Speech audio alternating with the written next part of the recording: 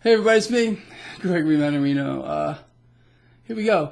This is my post-market wrap-up on this Wednesday, August 28, 2019. Now, how many of you, like 30 seconds ago, heard these words from Bob Pisani on CNBC? Are you ready? Rally in a vacuum. So what does that mean? We had a stock market rally on nothing. The stocks went up just because everything is so great. What he will not tell you, or he does not understand, is glaring in our face. Let's talk about that. So let's start off with this. So stocks did finish higher today. Bob Pisani is right. But in no way on this planet Earth was this a rally in a vacuum. You see this? This is partly why stocks rallied today. The European Central Bank is promising more easy money. Now, how many of you are surprised about that? No, they have no choice. I've outlined this for all of you to the point of nauseum. Now, it's not just the European Central Bank, Japan, and the promise of a series of rate cuts from the Federal Reserve. So this is Bob Pisani. Bob, are you out there, sir? Knock, knock, knock. Maybe you should pay attention to what's going on and really keep your mouth shut unless you really know what's going on, because this is what drove the market today. The promise of more easy money from central banks. This was in no way a rally in a vacuum. People, listen to me. You can't make this stuff up. If you sat down again and you were writing it all down, there's no way you'd be able to make it up. You know, this actually goes beyond that today, way beyond that. So let's see. What's changed? We did have a little change today, which was actually stock market negative. Stocks still went higher. Rally in a vacuum, according to Bob. Yeah, Bob, rally in a vacuum. No. How about it's being central bank driven? Duh. All right. So what changed? President Trump is, in fact, going to hit China with more tariffs. Now, again, let's go back to the debunked lie. Oh, they want to deal real bad, and I mean badly, and they will. China will come to the negotiating table. They have no choice. Well, China's saying otherwise, even again today. It's too much. Now, what got coverage today, and I mean this went viral in the blink of an eye, is, again, I'm going to give you one guess. Who has that power? Well, it's President Trump yet again. President Trump bashed Fox News to a very high, no, actually to the highest order. President Trump is advising, and don't take my word for this. Don't take my word for it, please, because I know I'm going to get beat up for it. As always, Greg, you're spreading fake news. Sure I am. Prove me wrong. All right. President Trump blasting Fox News, telling his followers, millions, to look for an alternative source. He said, quote, they are not helping us. And he also said they're not helping with his presidency. Now, Fox fired back. They said, sorry, Mr. Trump, President Trump, we don't work for you. Look, you want to beat me up on this? Go ahead. I watch Fox News. Give it to me. Give it to me. Yeah, I do. I watch Fox News. I follow all the news networks. I really do. My primary one is Fox News. And I don't know how many of you watch Fox News, but these guys and girls are an ally to the president. I mean, they cover for him to the point of, like, sometimes it goes into the supernatural realm. And for him to, I mean, brutally come out and attack Fox News today like this, telling his millions of followers to find an alternative source, that's pretty shocking. He actually said they were unreliable. So what does that mean? If Fox News is unreliable, does that mean what they've been reporting on you, Mr. President, up till now is just not true? I don't think you kick an ally in the teeth like that, Mr. President. It's pretty incredible. And I want to say this too while we're on the topic. Rick Santelli You know, this guy, for the most part, is a straight shooter. Once in a while, for the most part, Rick is a straight shooter. I think most of you would agree with that. But he said, you know what, let me get this right. I want to get this quote correct. Because I posted this. It was pretty incredible. In fact, I almost fell out of my damn chair. Here we go, Rick. Here we go. Rick Santelli on live TV stated, quote, sit down. The president has little to no understanding of the current interest rate environment. You see this chair? I almost ended up on the floor over here when I heard that.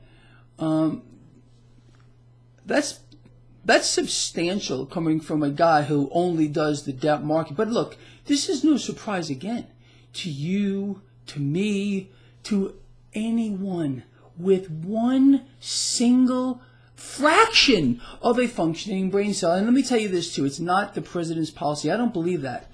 I believe this is Peter Navarro through and through, and the president is just parroting it. You want to laugh? Let me tell you what happened to me today. It's incredible. I got hit today a few times with this. People saying, Greg, do you really believe that the president should know the economy? Calling me an idiot. You know what? I think the president should have a very substantial, in fact, way higher level of understanding with regard to the economy than the average person does. So, yeah, I do believe the president should know the economy. He should know what he's talking about. He should stop lying, too. Let me explain this to you in case you're not seeing it. A lot of people are jumping ship on this guy. And Fox News, they did hit back today, but who knows what else they're going to have up their sleeve here. They might have to ask the president for more money here. Because they're not going to back them up and be made to look like fools now before the world. They're told that they're unreliable. President Trump is saying, look for alternative sources. I mean, look it up for yourself if you don't believe me, because I know some of you just can't do it. You can't do it. It's no, that's not true. And if I get it wrong, call me out. All right, it's happened recently. You know that. I defended the president. I was wrong. I fixed it. I will fix it again if I get it wrong, people. So look, here we are. Let's summarize here. Bob Pisani, you, sir, you know what? I'm going to be nice to you because I feel like being nice right now. This was not a rally in a vacuum. In fact, I want to laugh. Rally in a vacuum. Rally in a vacuum. He probably right now is shaking the dew off his lily in the men's room, if you get my drift, saying, what am I saying? Rally in a vacuum. No, it's not true, but maybe someone out there will buy it. Yeah, sure, rally in a vacuum. ECB promising more money. The Japanese central bank, same thing. Federal Reserve is going to follow suit. This ain't no rally in a vacuum, Bob. No, sorry, bro. Get it together and get it together soon. We have a disaster area in the bond market, which they got very nice person after very nice person being propped up in front of the camera, given a script quite obviously. Oh yeah, look at, no, don't look at the yield curve. No, look at the stock market today. It's a rally in a vacuum. Yeah.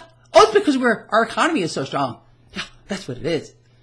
They really believe you're brain dead. They honestly think that you are a mental retard that has gone full retard. You can't make it up. You can't do it. All right, so pretty much that's it. Going to be interesting to see how this plays out moving forward. And I'm going to say this right here, and if you want to give me flack for it, go ahead too. I don't care. The president is going to lose the election by an historic margin. The world, the people of the United States are waking up to this. The debunking of lies, the propagation of lies. People don't like it. People are starting to say, hold on a second. I'm not that stupid anymore. Even Trump supporters, people I know personally. One of my very best friends, and I love the guy. You know who you are. He's the kind of guy who will support President Trump no matter what. He's saying, Greg, you know what? I'm not liking this. We were talking earlier today, and I said, you know what? I don't blame you. I don't like it either. I've asked this president to level with the American people, to turn around, stop lying, but he can't do it. I think he sees what's happening around him. He's losing support even from Fox News. He's beating up on Fox News. Let me say this too real quick. And whatever your perspective is on Puerto Rico, hear me out first. The president bashed, like with a hammer, Puerto Rico. In fact, let me read this to you. I want to get it right, because if I say it wrong, I'm going to not be happy about myself at all. Okay. So we understand that, Puerto Rico has it. They have their problems over there. There's a lot of stuff going on there that's not good.